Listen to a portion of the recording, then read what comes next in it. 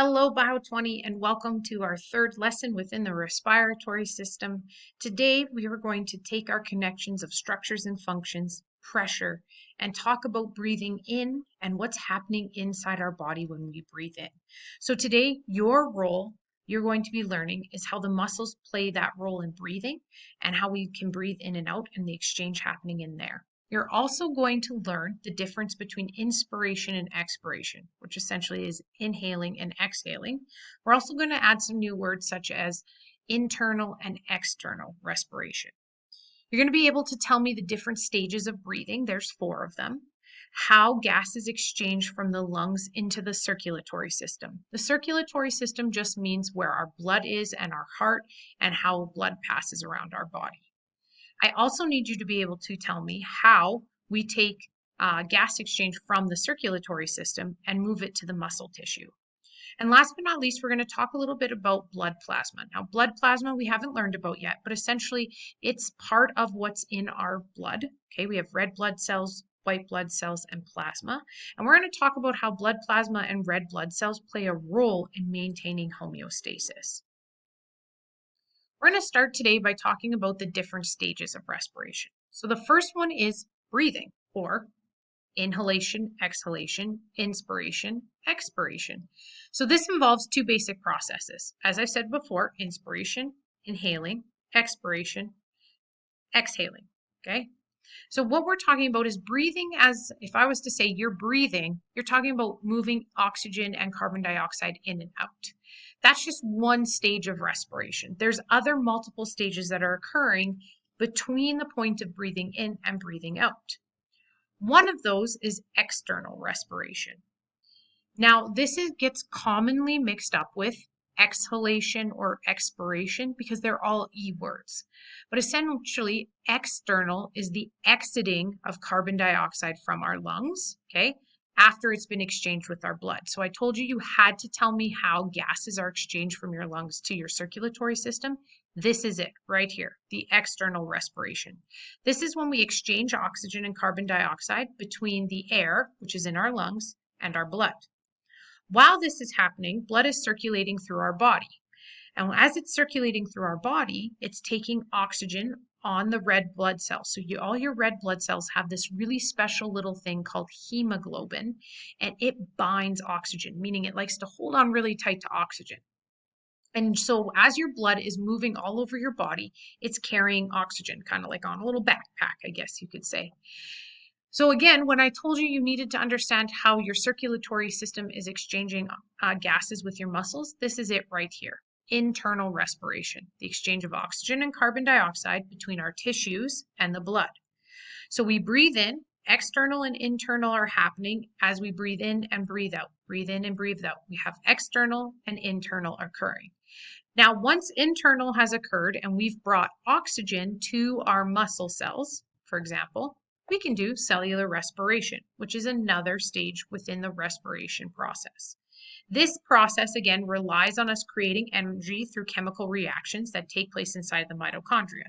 So again, taking the oxygen from our blood, moving it into our muscles, where it goes inside the mitochondria to wait for hydrogen to pass through ATP synthase to make a lot of energy for us.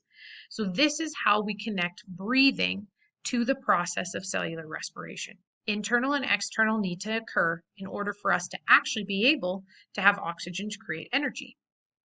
So let's take a quick look at the processes of internal and external a little closer. I believe you have space to draw this, so you can start by sketching this quickly. Here I have a bronchiole, which is that thin tube that branches down into an alveoli. Now normally you would see a bunch of alveoli here, but we're going to keep it really simple. We're just going to say we have just one small alveoli and one capillary that's beside it. Okay, now it's drawn like this because it's really hard to draw the capillary on top. So I have a bronchiole, an alveoli, a capillary, which is carrying blood, and then somewhere else in my body, I have a muscle cell with a mitochondria. All right? So we're going to start by inhaling oxygen in. So we're going to draw oxygen into our lungs. So we're going to start with inhalation, stage 1, and then move to stage 2, external respiration. So what you're seeing here is the red arrow is representing oxygen entering to your blood, and the blue is showing carbon dioxide leaving your blood and entering the lungs. So there's a quick exchange of gases right at the alveoli and the capillary. This is called external respiration. You're going to want to draw, label, and write down what is happening at this point. Now, once you've exchanged oxygen and carbon dioxide from the blood, your blood is going to leave the alveoli, leave your lungs, get pumped back to your heart, and then get pumped back out to your body. So as it passes your body, a capillary that's near a muscle cell is going to pass the oxygen into the muscle cell to get passed to the mitochondria. And the carbon dioxide that was made during the process of cellular respiration is going to get passed back to the bloodstream. This process right here, again, red meaning oxygen, blue meaning carbon dioxide, is called internal respiration. The red arrow is showing your oxygen entering your muscle tissue. Blue is showing carbon dioxide leaving and entering the bloodstream. The last stage we know, this is the mitochondria, is called cellular respiration, and we can define it by this equation here. We are taking glucose in glycolysis, making sure oxygen is present, and if oxygen is present, we're going to create carbon dioxide that needs to leave, and eventually water, because this oxygen is there to catch those hydrogens. So this process, is cellular respiration. So there are the 4 stages of breathing. So make sure that you draw this picture, label it, and kind of write down what's going on so you have a visual to help you remember the 4 stages. So let's talk about gas exchange specifically to external respiration. I said this is the one that's taking place in the lungs. It's exchanging gases between the alveoli and the capillaries, okay? And you have to remember that capillaries are really, really, really thin. You may not have remembered that because we haven't talked about it, but you might have heard it somewhere along the line in your science career. But essentially, guys, capillaries are super tiny. They are so thin and so small that if you were to line up red blood cells, they can only go 1 red blood cell at a time through, like in a straight line. Remember back in the day when you had to line up at the door in elementary school and you had to be in a straight line, you couldn't talk, you had your spot? That's essentially what's happening in the capillary. The red blood cells are lined in a straight line and they're passing through, slowly grabbing oxygen and releasing carbon dioxide. The reason why it is so tiny is because it creates easy diffusion. If there isn't a very thick wall, and if you have a lot of space to diffuse stuff out, it's going to make the process easier. So oxygen diffuses out of the alveoli into the, oxygen diffuses out of the alveoli into the blood capillaries. 70% of it will diffuse in to the capillary, no problem. The rest of the oxygen is going to use little facilitated diffusion. Remembering back from earlier this year, we talked about facilitated diffusion is essentially channels that are there for things to cross because they're having a hard time crossing.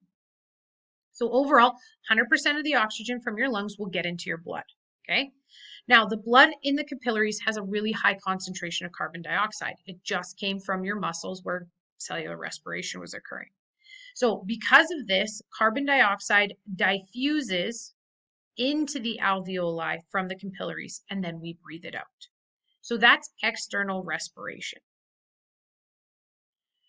Now, gas exchange and internal respiration is a little bit different. So what's going to happen is now the blood has passed back to your heart and is pumped out to your body. So now we're looking at the body tissues and the blood. So approximately 99% of the blood oxygen that gets to your cells is carried on something called hemoglobin. And I've already kind of talked about hemoglobin a little bit, but hemoglobin is this little piece of the red blood cell that's made out of iron, okay?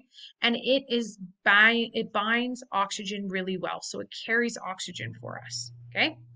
Now, 99% of oxygen is carried on hemoglobin, but the interesting thing is that we can also carry carbon dioxide on our hemoglobin. So what happens is about 23% of carbon dioxide is carried on the hemoglobin, and then about 7% is carried on the blood plasma, okay? So there's about 30% of carbon dioxide is carried between the red blood cell and then the blood plasma. Okay, now this is where we have to be really careful.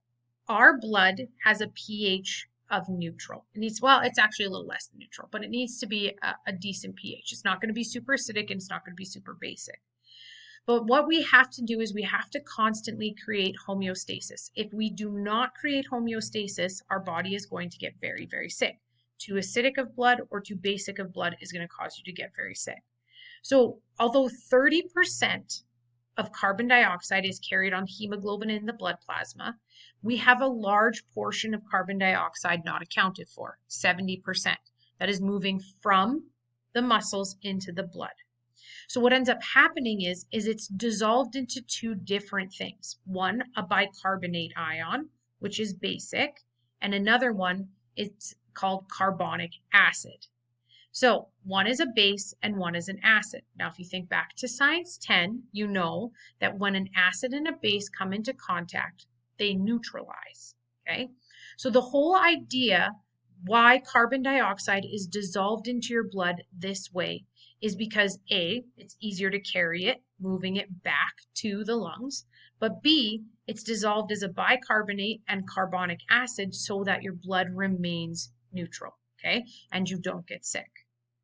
So carbon dioxide can be carried on hemoglobin. A little bit is mixed in with blood plasma, but most of it, the vast majority, is dissolved as a base and an acid, making sure that your blood is not too acidic or not too basic. Once it gets back to the alveoli, it crosses into the alveoli and then is exhaled. So that is internal and external respiration. So you've learned now structures and functions. You've learned how pressure brings oxygen into your body. And last but not least, you've now should be able to connect oxygen is in your lungs. What happens next? Well, external brings it to the blood. Internal brings it to the muscles.